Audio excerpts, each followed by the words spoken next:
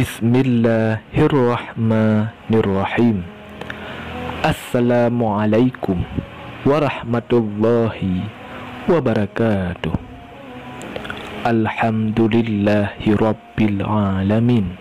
Wassalatu wassalamu ala ashrafil anbiya'i wal mursalin wa ala alihi wa ashabihi ajma'in. Asyhadu an la ilaha illallah wahdahu la syarikalah wa asyhadu anna Muhammadan abduhu wa rasuluh. Allahumma salli ala sayyidina Muhammad wa ala ali sayyidina Muhammad. Syukur alhamdulillah kita dapat berjumpa kembali di channel ini. Harapan dan doa saya, semoga saudaraku semua yang menonton video ini selalu diberikan kesehatan, dilapangkan rezekinya, diampuni dosanya, dan dipanjangkan umurnya. Amin, amin, ya rabbal alamin. Selain salat 5 waktu yang wajib dilakukan umat muslim, ada salat sunnah yang bisa dilaksanakan dengan mudah. Dilaksanakan pada waktu duha, yang mana ketika matahari mulai naik kurang lebih 7 hasta sejak terbit sampai waktu zuhur tiba. Cukup 2 rakaat minimal yang harus dijalankan. Berikut ini ada beberapa surat yang baik Anda baca ketika melaksanakan salat duha. Yang pertama surat Al-Waqi'ah, yang kedua surat Asy-Syams, yang ketiga surat Ad-Duha, yang keempat surat Al-Kafirun, yang kelima surat Quraisy, yang keenam surat Al-Ikhlas.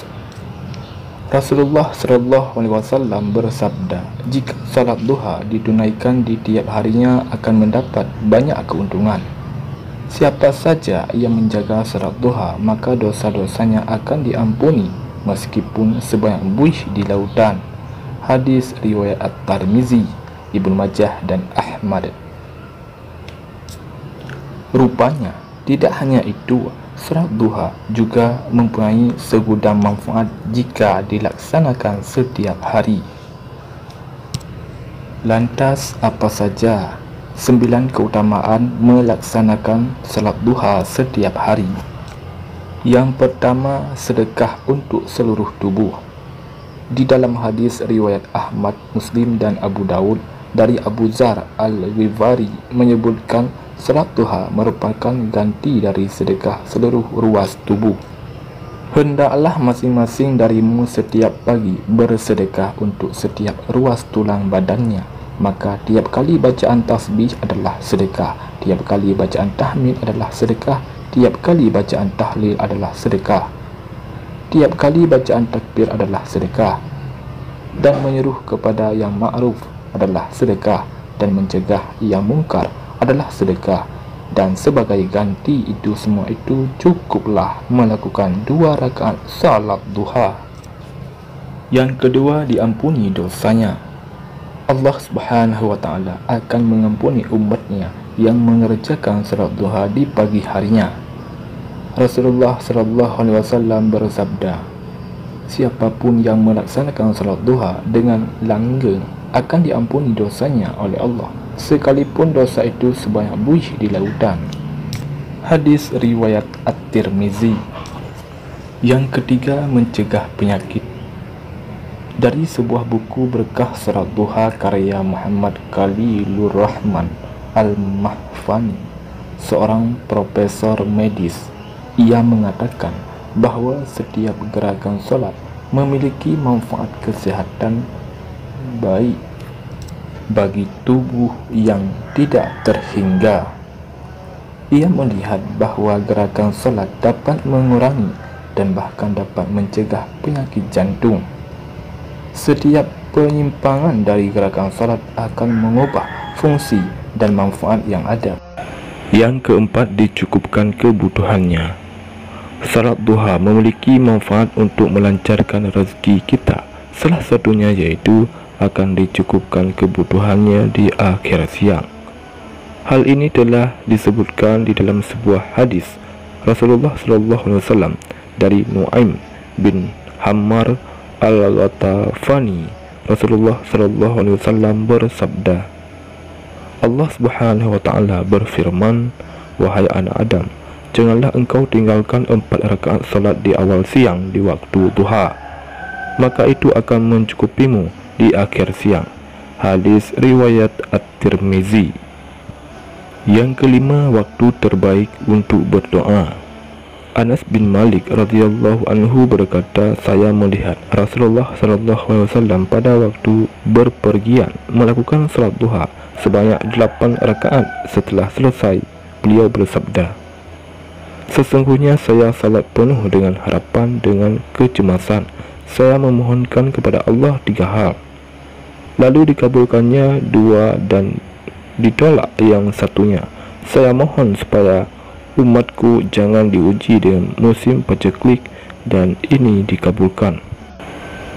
Saya memohon pula agar umatku tidak dapat dikalahkan oleh musuhnya, dan ini pun dikabulkan.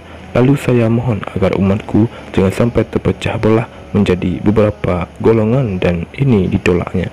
Hadis riwayat Ahmad, An-Nasa'i, Al-Hakim, dan Ibnu Khuzaimah.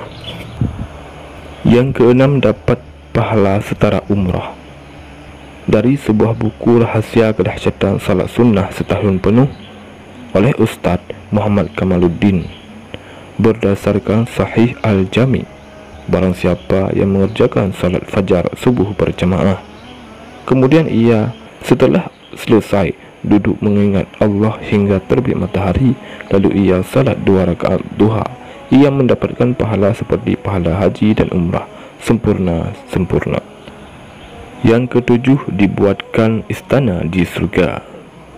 Rasulullah SAW di dalam hadis riwayat At-Tirmizi dan Ibnu Majah bersabda mengenai keutamaan salat duha 12 rakaat. Bagi yang mengerjakan akan diberikan oleh Allah Subhanahu wa Ta'ala istana di surga. Barang siapa salat duha 12 rakaat, Allah Subhanahu wa Ta'ala akan membuatkan untuknya istana di surga. Yang kedelapan, mendapat keuntungan yang besar.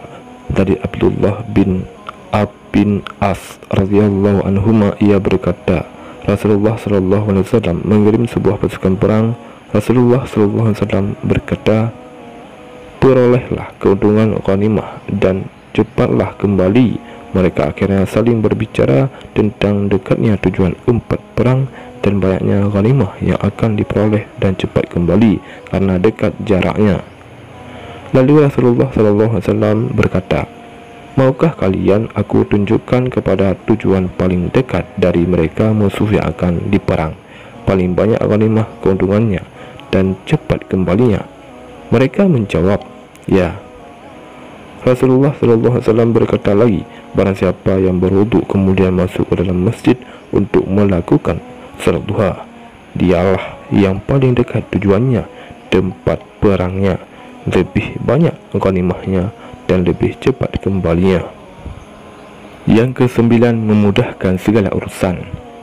Salat duha memiliki banyak manfaat, salah satunya yaitu untuk dapat mempermudah segala urusan. Seseorang yang rajin salat duha, maka merasakan segala urusannya dimudahkan oleh Allah Subhanahu wa Ta'ala.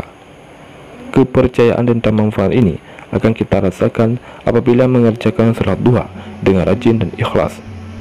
Oleh sebab itu, mulailah membiasakan diri untuk melaksanakan salat duha agar segala urusan dipermudah oleh Allah Subhanahu wa Ta'ala. Demikianlah 9 keutamaan salat duha setiap hari. Semoga video ini bermanfaat dan menjadi motivasi bagi kita semua untuk mengamalkannya. Amin, amin, ya rabbal alamin. Jazakumullah khairan katsiran. Wallahu a'lam bishawab. Assalamualaikum warahmatullahi wabarakatuh.